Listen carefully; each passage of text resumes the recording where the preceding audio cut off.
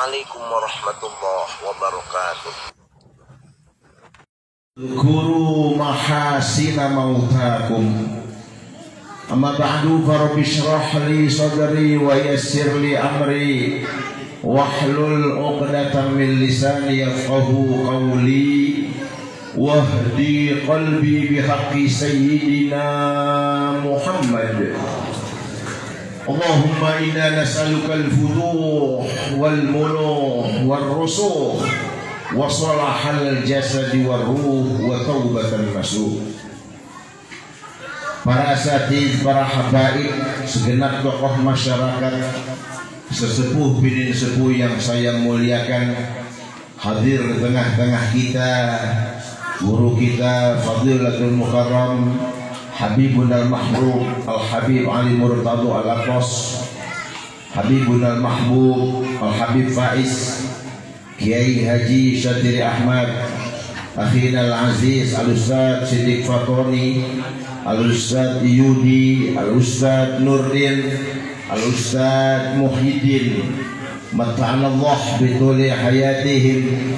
Mudah-mudahan Allah panjangkan umur mereka dalam keadaan sehat walafiat.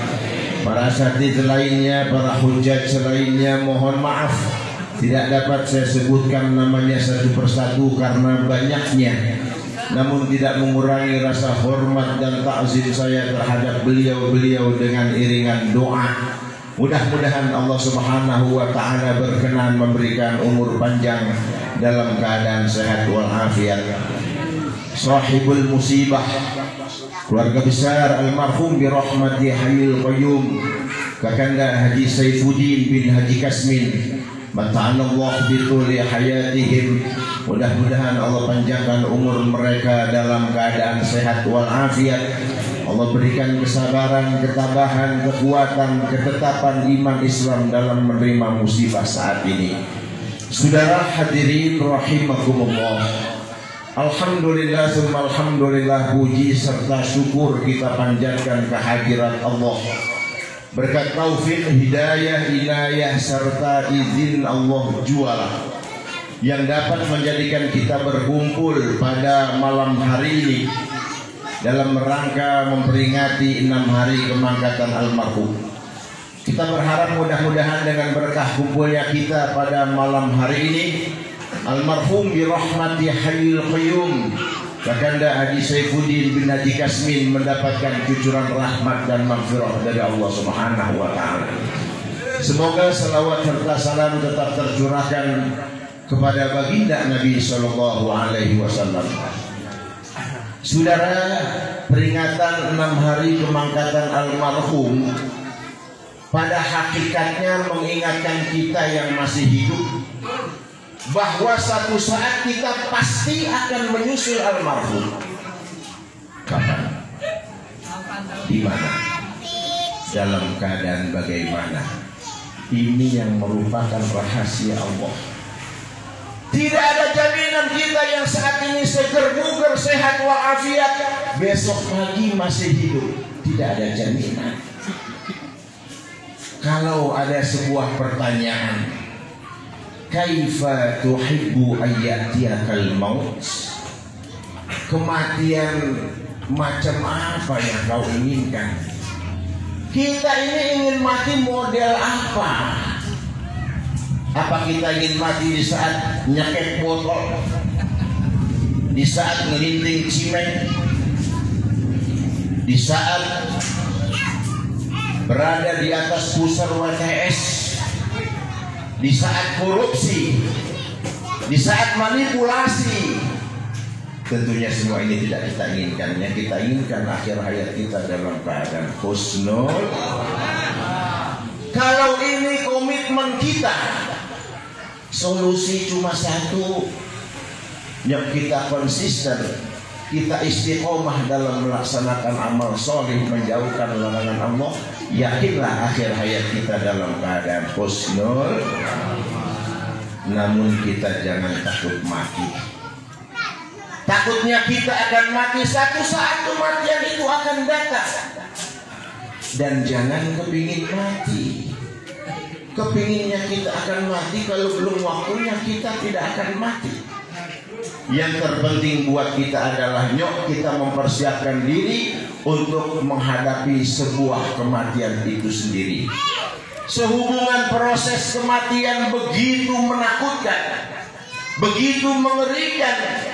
Jangankan kita manusia biasa, Nabi Allah Musa alaihissalam, seorang nabi dan rasul yang terkenal gagah perkasa, di saat akan dicabut ruhnya oleh malaikat Israel berkata, Tuhan, saya akan cabut ruh Tuhan melalui kepala Tuhan. Beliau menjawab, jangan kau cabut ruhku melalui kepalaku. Memangnya ada apa Tuhan? Kepala ini yang kugunakan untuk sujud kepada Allah. Baik, saya akan cabut ruh Tuhan melalui kaki Tuhan. Beliau pun menolak, jangan kau cabut ruhku melalui kakiku. Memangnya ada apa Tuhan? Kaki ini aku gunakan untuk naik ke atas bukit Tursina, berbincang-bincang kepada Allah. Wa kallamallahu Musa taklima. Akhirnya Israel bingung lapor kepada Allah, ya Rabb, Musa tidak mau kucabut melalui kepala. Beliau pun menolak kucabut melalui kaki. Apa kata Allah? Kau ambil saja buah dari surga, kau berikan pada Musa. Manakala Musa mencium aroma buah itu, dia akan meninggal dunia. Begitu mudahnya sebuah proses kematian. Tapi apa yang terjadi, saudara? Di saat ruh meninggalkan jasad Nabi Allah Musa, ada dialog antara malaikat Israel dengan Nabi Allah Musa.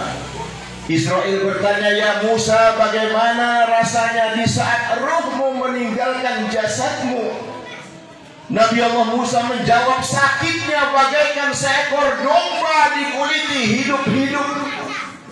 Bahkan dalam sebuah kitab di sana diterangkan, nanti di saat malaikat Israfil meniup sangkakala yang pertama, semua makhluk mati, termasuk yang meniup sangkakala. Hanya ada satu makhluk yang hidup, dialah malaikat pencabut nyawa. Saat itu Allah perintahkan untuk mencabut nyawanya sendiri. Malaikat pencabut nyawa di saat mencabut nyawanya sendiri menjerit histeris. Andaikan ceritanya didengar oleh makhluk, niscaya makhluk itu akan mati. Malaikat hum ibadun mukramun, mereka hamba Allah yang dimuliakan. La ya'sunallaha ma amarahum, mereka tidak pernah maksiat apa yang Allah perintahkan kepada mereka. Logikanya, yang tidak punya dosa di saat dicabut ruh menjerit. Bagaimana dengan kita hamba yang berlumur dengan dosa? Setua ini kita tidak bisa sholat 100%. Betul. Kelas kita ini sholat khususnya cuma di saat takbiratul ihram saja. Sholli fardhu isya barakatin lillahi ta'ala. Allahu akbar, segitu doang. Allahu akbar kabira ngaco udah.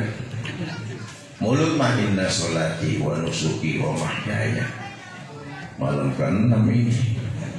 Perasaan gua kemarin pakai baju kuning, sarungnya yang hijau, yang ada bolongnya bekas rokok. Lagi sholat. Mulut mah inna sholati wa nusuki wa mahyaya wa mati. Besok udah hari Sabtu. Hari Minggu kondangan ada 3 tempat. Maksiat kita masih suka, bohong kita jadikan hobi. Namun lagi-lagi kita beruntung jadi umat Muhammad SAW. Di saat baginda Nabi SAW akan dicabut ruhnya mulai dari ujung kaki, Nabi merasakan sakit yang teramat. Naik ke betis makin sakit, naik ke lutut semakin sakit, dan beliau menjerit stop. Saat itu baginda Nabi SAW bermohon kepada Allah, ya Rabb, limpahkan sakit ini, berikan kepedihan ini hanya kepadaku, jangan kepada umatku. demikian kecintaan baginda Nabi Sallallahu Alaihi Wasallam kepada kita umatnya. Oleh karenanya untuk umat Muhammad Sallallahu Alaihi Wasallam Allah berfirman, Innal ladzina qalu rabbuna Allah thumma istaqamu tatanazzalu alaihimul malaikatu alla takhafu wa la tahzanu wa abshiru bil jannati allati kuntum tu'adun. Innal ladzina qalu rabbuna Allah, sesungguhnya orang-orang yang berikrar Tuhan kami Allah, tsumastaqamu, kemudian dia konsisten, dia istiqomah dalam melaksanakan amal soleh, menjauhkan larangan Allah. Orang macam ini nanti di saat akan dicabut ruhnya, tatanazzalu alaihimul malaikatu, turun pada mereka para malaikat. Malaikat akan menyampaikan kabar tentang surga yang Allah janjikan pada mereka. Ada dua cara kematian, tergantung amal dan perbuatan. Ada yang bagai rambut dicabut dari tepung, ini mati bagian takwa. Numpang tanya, kalau ada tumpukan tepung kemudian nongol selembar rambut, kita tarik itu rambut, tepungnya berantakan ya? Berantakan nggak? Saking lembutnya, saking halusnya, nggak bergerak tuh tepung. Orang yang bertakwa kepada Allah di saat dicabut roh tidak merasakan sakit sedikit pun. Mudah-mudahan termasuk kita semua. Namun mati bagi orang yang durjana, mati kan merupakan derita. Sakitnya bagai sutra dicabut dari duri. Ini agar Tuhan yang nyata. Selesai roh meninggalkan jasad kita, kita diurus oleh saudara kita, kerabat kita, tetangga kita, dimandikan kita, dikafankan kita, disolatkan kita, dikuburkan kita. Ada 4 kewajiban orang hidup terhadap orang yang sudah meninggal dunia sesama muslim. Yang pertama memandikan, yang kedua mengkafankan, yang ketiga mensolatkan, yang keempat menguburkan. Sedangkan kewajiban yang mati terhadap yang hidup cuma 1, diem. So, kalau mati jangan berontak-berontak dimandiin. Ya, menang baik. Selesai saudara, dibawa kita masjid, insyaallah naik kendaraan yang paling angker di dunia. Walaupun kita tinggal di Condet dari muda sampai bongkok, borong-borong Alfa, Mio aja nggak bisa beli. Besok di saat kita meninggal dunia, kita bakal naik kendaraan yang paling angker di dunia. Apa? Burung batang itu kendaraan yang paling angker di dunia. Mengapa dikatakan paling angker? Sebab siapa saja yang naik pasti mati. Belum pernah gagal itu. Dibawa kita, disolatkan kita, Masya Allah, disaksikan kita.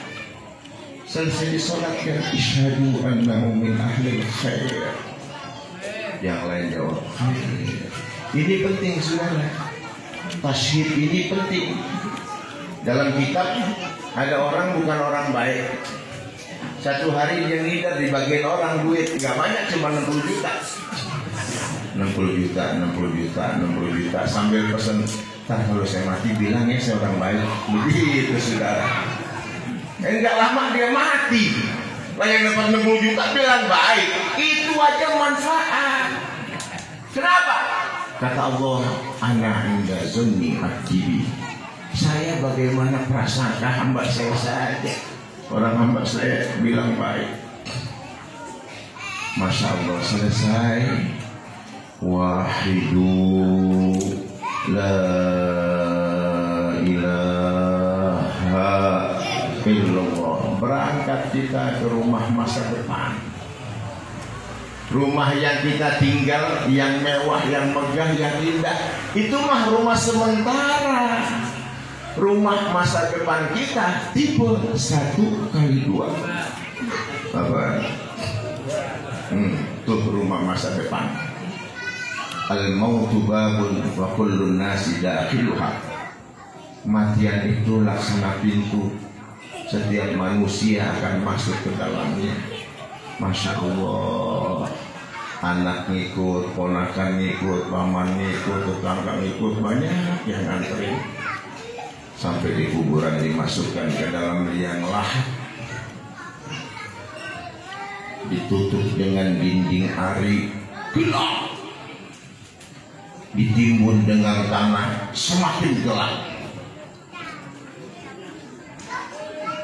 Saat istri meninggal, saat ditimbun dengan tanah, lakinya nginjeknya paling kencang. Yang bilang sayang nginjeknya paling kencang. Ditimbun dengan tanah gelap. Saat gelap itu kita perlu misbahul mudi, lampu yang menyinari. Apa lampu kita? Philips XL? Bukan. Osram? Bukan. Lampu kita itu yang kalau hari Jumat tadi itu ada yang lewat di depan kita. Ya Ustaz, saya sudah 50.000 Ustaz. Oh 50.000 terang, lampu ke rumah. Saya 20.000 Ustaz, lumayan, lampu templok. Saya 10.000 Ustaz. Pentol korek itu. Rumus sedekah itu saudara, yang penting ikhlasnya. Betul? Buat apa sedekah sedikit tidak ikhlas? Lebih baik banyak tapi ikhlas. Itu rumus sedekah. Sudah saudara, baru 7 langkah orang yang mengantarkan jenazah kita kembali ke rumah masing-masing. Kita bakal dapat tamu. Tamu yang pertama, ini jarang diterangkan orang. Tamu yang pertama namanya malaikat rumah. Malaikat rumah dalam kitab diterangkan dia keluar dari sela-sela tanah secara mengejutkan. Begitu keluar malaikat rumah langsung meminta kepada kita, kita orang yang beriman semuanya gemetar. Kita semua merasa takut. Kita semua bakal berkata, main bil kirtos. Aku tidak punya kertas, kata malaikat rumah. Gunakan kain kafanmu untuk menulis. Main bil kalam, aku tidak punya pulpen. Gunakan telunjukmu untuk menulis. Aku tidak punya tinta, gunakan ludahmu untuk menulis. Sudah, saat itu IQ kita, ingatan kita mampu mengingat pekerjaan 80 tahun, 90 tahun, 100 tahun dalam waktu sekejap. Kita catat semua bagaimana. Di saat kita duduk di majlis taklim ada catatannya. Di saat kita mancing kagak ingat sholat ada catatannya. Alhasil tidak satu catatan kecil pun luput kita catat. Digulung oleh malaikat rumah, dibawa menghadap kepada Allah. Kitab ini nih yang nanti di saat kita dibangkitkan dari kubur, kitab ini nih yang Allah minta untuk kita baca. Iqra kitabak kafa binafsika al-yawma 'alaika hasiba. Baca kitabmu, baca catatanmu, dan ini yang akan jadi saksi saudara. Saudara hadirin rahimakumullah. Kalau kita sudah tahu proses kematian begitu dahsyat, begitu mengerikan, sementara di akhir kehidupan kita hanya ada 2 pilihan, imma husnul khatimah atau su'il khatimah. Kalau kita inginkan akhir hayat kita dalam keadaan husnul khatimah, yuk kita konsisten, kita istiqomah dalam berbuat amal soleh dan menjauhkan larangan Allah. Insya Allah yakin akhir hayat kita dalam keadaan husnul. Assalamualaikum warahmatullahi wabarakatuh.